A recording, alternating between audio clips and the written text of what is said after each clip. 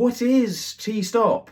T-stop is a measurement largely used for cinema lenses. It is essentially an F number as you'd find in photography lenses, but adjusted to telegraph the lens's transmittance, and you arrive at it from the following formula where n is your f-stop value. This means that a lens with a perfect t-stop of 1 transmits however many stops of light are entering the lens through the glass and into image space. In other words, 100% of the light would be transmitted, though in reality you'd never get 100% because glass naturally steals light, so you most often see numbers between T1.4 and T3.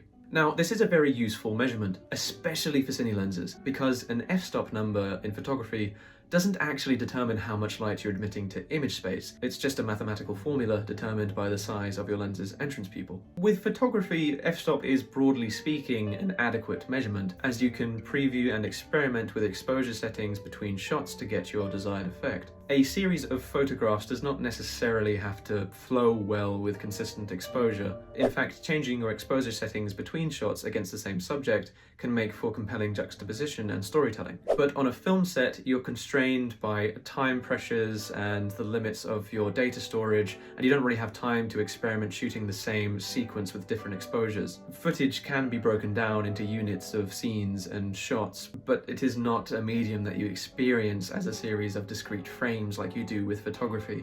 Generally speaking, every shot you capture on a film set should flow well and have a consistent exposure for the lighting setup that you've painstakingly arranged. If you're using a multicam setup and using different lenses, or you're changing lenses in between scenes, you want to know that you're going to have consistent exposure for your camera settings. This in turn will make compositing and coloring in post-production so much easier. So t-stop is something that can guarantee you a certain level of exposure, but f-stop can't. It wouldn't be proper on a film set between cameras if you're trying to match exposure just to use two photography lenses that have the same f-stop.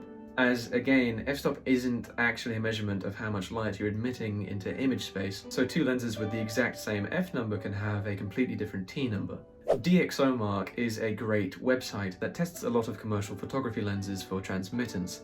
They have graded my Minolta 50mm 1.4 as having a maximum t-stop value of 1.6, which is pretty decent, and using algebra we can determine that its transmittance percentage is 77%.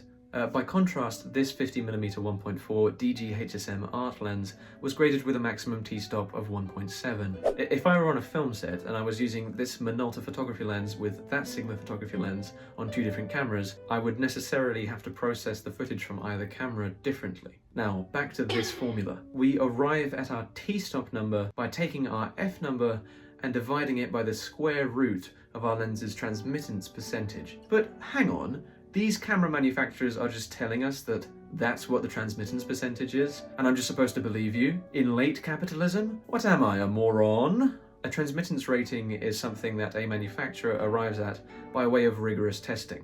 Opticos, a manufacturer of high-end optical interferometry and testing equipment, states that their transmission measurement kits make use of integrating spheres, also known as Ulbricht spheres, to collect and measure a controlled amount of light that passes through the exit pupil of a lens into image space.